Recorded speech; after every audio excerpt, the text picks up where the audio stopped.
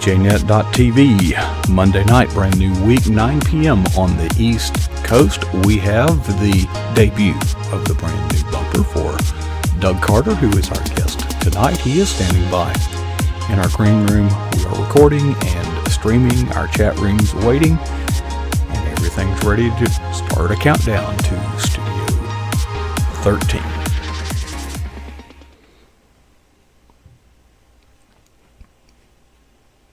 Well, good evening and welcome to pjnet.tv, and this black screen in just a few moments will be populated by our regular guest the first Monday of every month. By the way, today is December 7th, a day that will live in infamy. Doug Carter is our guest, and he is standing by. He has a lot to share with you. Doug, you know, you're a professor, but you and I have been talking over the past few weeks, and I think you have been going to school for the purpose of learning more than you, or as much as you have been to teach. But the classroom varies a little bit. It's not the same place. You have been participating in several learning experiences, whether it be a conference, an event, or some tutorials with the right coach. So you are very purposed in doing this. What are you up to? So I am actually trying to obviously get a book written, but I'm working on marketing as well. I remember the very first writers conference I went to. I hadn't been there maybe but a few hours, and I sat down with dinner with Bob Hostetler, and one of the first things he said was, it'll take you about 3 years to get your book written, and there's a lot that you need to do, and you need to start marketing now, and you need to start building a platform now. And I had no idea what he meant by that. I quickly learned throughout the course of the conference, but that was just the beginning. I didn't realize what all was entailed. I tried a few things on my own, spinning my wheels, and I learned pretty fast that I needed to get professional help. So I started going to every conference I could go to, not only writing conferences, but other conferences where I could just absorb a lot of information and experience from other people. And then that led to, okay, you need to up your Twitter game. You need to up your Instagram game. And I was completely lost. I took classes on it. I paid a lot of money to try to learn from different professionals, and I was still not getting a lot of traction. But then I stumbled upon some key things that are really helping me out. And what's important here is what I did learn is the things that go in behind the scenes, the SEO, search engine optimization. And that's really the missing link that I was missing. And once I figured that out, and then I started making connections and sharing content that was searchable by the search engines, things started to snowball, and they're starting to grow. I'm on the early stages of that, but we're making progress. And then we stumbled upon some other things. Video was one of them. And this is where you really came in to help, Coach. What you've done for me has really propelled me into an arena where I can make a difference and stand out in my niche. And I think that what we want to do is present this information to our writing audience. There's a lot of writers here. A lot of Christians in other fields pop in from time to time. And I think that this is what we can really offer value to them on, is how to promote themselves. And so let's just talk about that for a while. All right, before you start, Doug, a word of caution on SEO. There are a lot of people out there that will take your money. And that's all I'm going to say. Okay, get a referral from Doug or somebody who's got experience working with somebody, because there's a lot of sharks in the water. Okay. The two things that you and we've talked about this at great length, as well as other authors I've spoken with or writers. They all have heard and been told correctly that you need to develop platform and you need to develop your brand. And so that truth is well recognized, but when you get down to how do you do it, So you and I got together and we decided to, one, leverage video.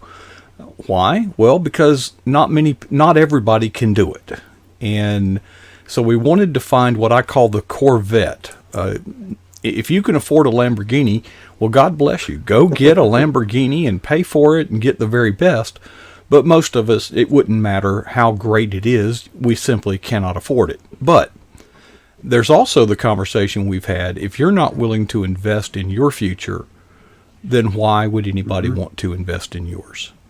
Right. And help you out. So video-wise, we're trying to find the Corvette that stands out from the Altimas, okay? But at the same time is simple and affordable. And one of the things we came up with has been on the screen for some time is just some animation. And but you've had to go out and get what we call B-roll. So it's a process. So let's just walk them through it, Doug. Where do we start? Where do we start? Tee me up, Coach.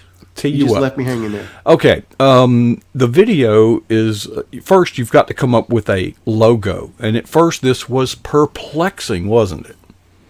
We spent a lot of time talking about this. I visited you at the Eagle's Nest, and we talked about it for hours. We've talked about it on the phone for, a long time, and we've tried different things. This is one that I really like, but I can't tell you how many we tried before we got to this one. Well, and fortunately, many writers are using Canva. So why don't you just go on Canva and make yourself a nice little logo, like we did. Well, we tried that. That's where the first one came from. But we realized that you need to have this in video as well as in your print media, and you need to be able to do a lot of things with it. And what the beautiful thing about this particular logo is where that white part is you can do a lot of things with that. Yeah, actually, I got to give a shout out to vinewords.net. Their logo was similar to this. The thing that people don't, I think, consider when they're doing their logo is there has to be transparencies in some applications, and in some applications there should not be transparency. So it's not enough just to have a catchy thing, but we wanted it simple. The usual imagery that comes to mind when you think of an author or a writer is the fountain pen or the feather ink quill. But this gets around that. Yeah, so this really captures, if you look on the left, you see the silhouette of a shepherd, but that's not just an ordinary shepherd. The hat is a little bit different, and that captures my my academic side. Mm-hmm. So the one word that summarizes my entire life is a Greek word called poimen, and the poimen is the shepherd, and the shepherd is somebody that can tend the flocks, superintend the fields, and is teachable and is able to teach. And I grew up around field crops. I got a bachelor's degree in agronomy with a concentration in turfgrass management. I became a golf course superintendent. And when I was in seminary, I worked as a flock supervisor for 3 years with a poultry company. So the Good Shepherd was teaching me how to be a shepherd. And now I'm teaching, and I just love to learn. I have a passion for learning. So all of that is captured in this logo, and I love that. Right, and it's got initials in it. This design, we tried a lot of things, but this works because it can be animated. It can be made transparent. A lot of advantages to the logo, but whatever a symbol is, where you see the shepherd with the graduation cap, if you want to use this type of design. Now, I wound up going to Czechoslovakia to find some starving artist, but this can be produced rather cheaply. but be prepared to pay somewhere in the neighborhood or about, if I did it, it'd be about $200 to come up with and make some of the stuff that you're seeing behind me isn't just part of a logo. It has some animation in the signature. That's relatively easy to do, but for a couple $100 we can put a package together like that. I'm not saying that I don't like talking price points on this. Is not an infomercial, but if you are going to do this kind of thing, if you don't have the financial resources and willing to invest in yourself, well, then you're on your own. I don't know. Another thing you did is you're working with the right coach, and a lot of things are coming up with that. I think they had a week of interviews, and you were one of them. I think about a 1-hour session. What are some of the takeaways? And you invested in that, I believe. Okay. Do you feel it's worth it? What are some of the takeaways?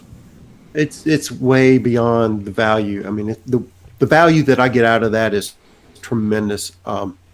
What I've learned goes, I guess, let me just back up and say it this way.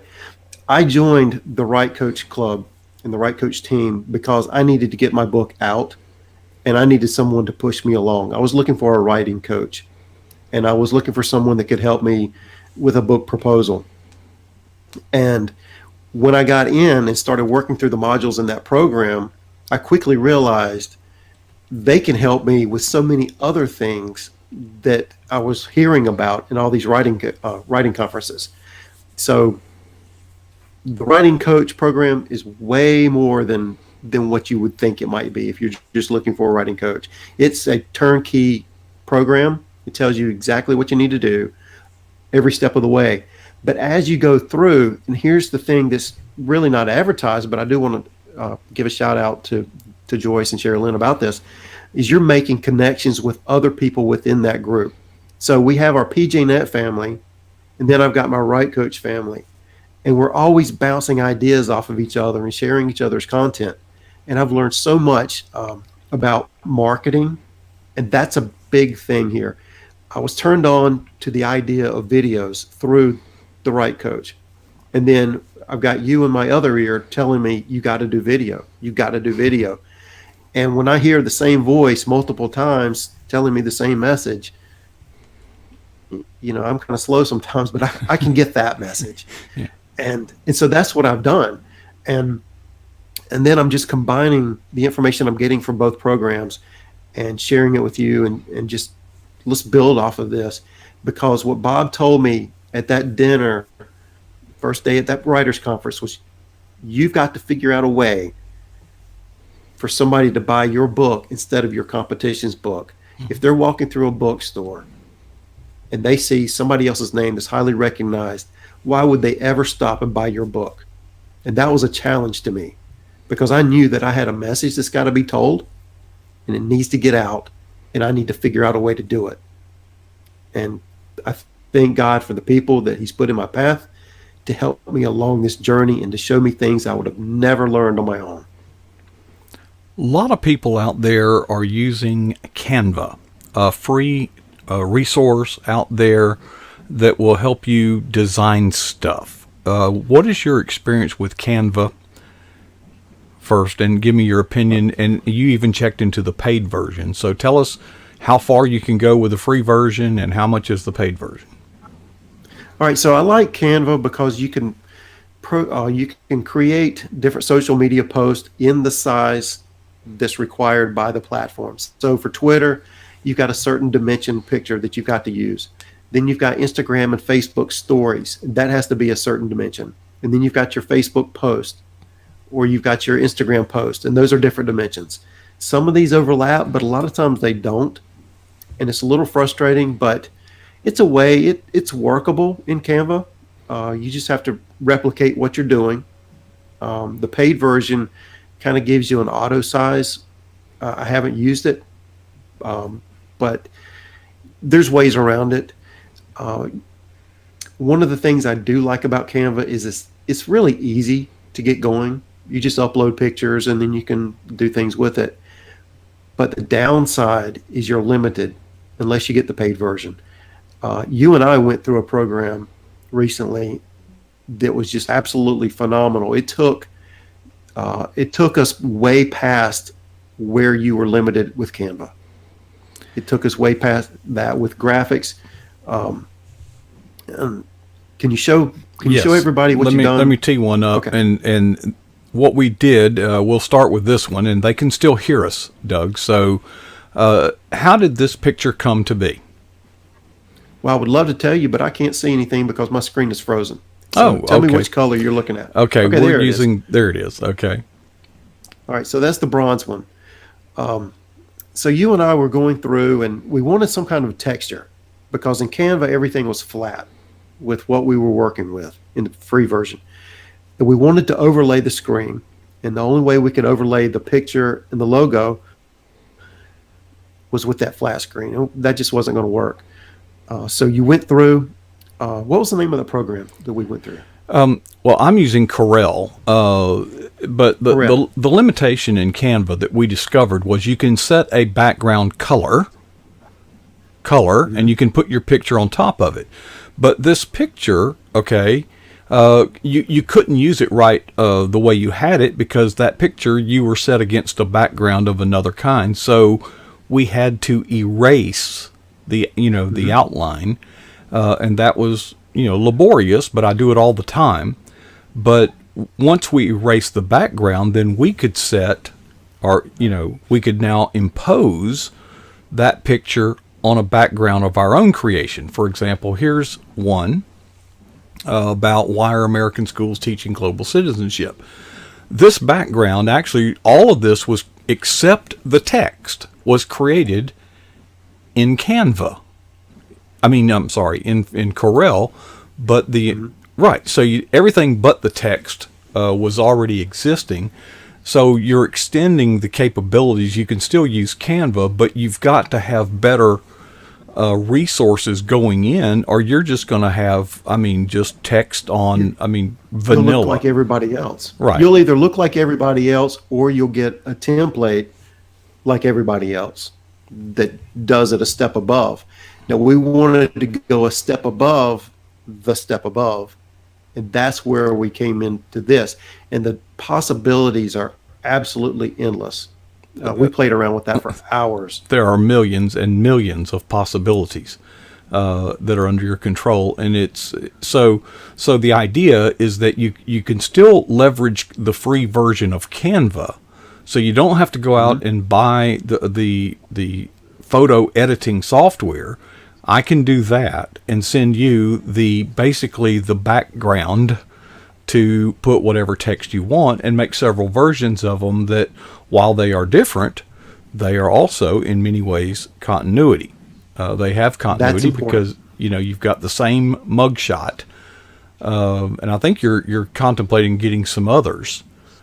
Yeah, I've definitely got to get some more because you don't want to see the same image every time, and we can mirror that image and put it on the other side of the screen. But we want to be diverse. We want to have a lot more stuff in there while we maintain the same continuity. And that's the beauty of it, is you can take that bronze color and you can keep kind of the pattern that it's in and just change to a different color. Or if you want a completely different design, find another one. The possibilities are endless. And what I recommend people do is just go on their favorite social media sites, or the sites that they know their audience is on, and find out what works for those, I guess, those platforms or those people that are very successful, and just mimic that, but take it up another notch. Because with this program, you can definitely go above. What I've learned to just kind of pick out who's using templates and who's using their own stuff and who's just winging it. Because that's what I've done. If you look at my Instagram page, it's just, I've been winging it the whole time until I discovered this. Now I'm putting together stuff, and once I get enough of it together, then I'll launch it at one shot and just redo my entire page. Now, a lot of this, sounds and looks real good, but it is a work in progress. This was actually rather hastily done, and we'll refine it in the days, weeks, and months ahead. But what we haven't got yet, and I guess next month we'll get a chance to talk, is it hasn't been put to work. We haven't really test-driven it until now. Literally now. Right. Right. So I'm excited about the possibilities. I can't wait to jump into what we can do with video. You can use video with that program as well. But that's key, is you want to create images and you want to embed keywords in your images. You want to embed keywords inside your video, title them correctly so that when people are searching for them, the search engines pick it up. You've got to learn how to play the algorithms for each of the different platforms. And there's a learning curve, but once you do it, you're going to be above somebody else. You're just going to do something somebody else is doing, but a little bit better. And that's going to make you stand out. That's going to lead to you getting your message out to more people. In closing, some authors or writers out there may be saying, my content is so good, it's going to just sell itself. All this marketing mumbo jumbo is expensive. It's hard to do. I don't believe it. My book's different. I'm special. Content is king, right? Content is king, right? Yeah, well, you're going to have boxes of books in the basement if you think that. You've got to learn to market, and you need to learn to market as you go along. You don't want to get your book printed and then just sit there and wait, and then have to learn the marketing that goes along with it. And fortunately, I've been able to, I've been in a position where I can learn as I go along.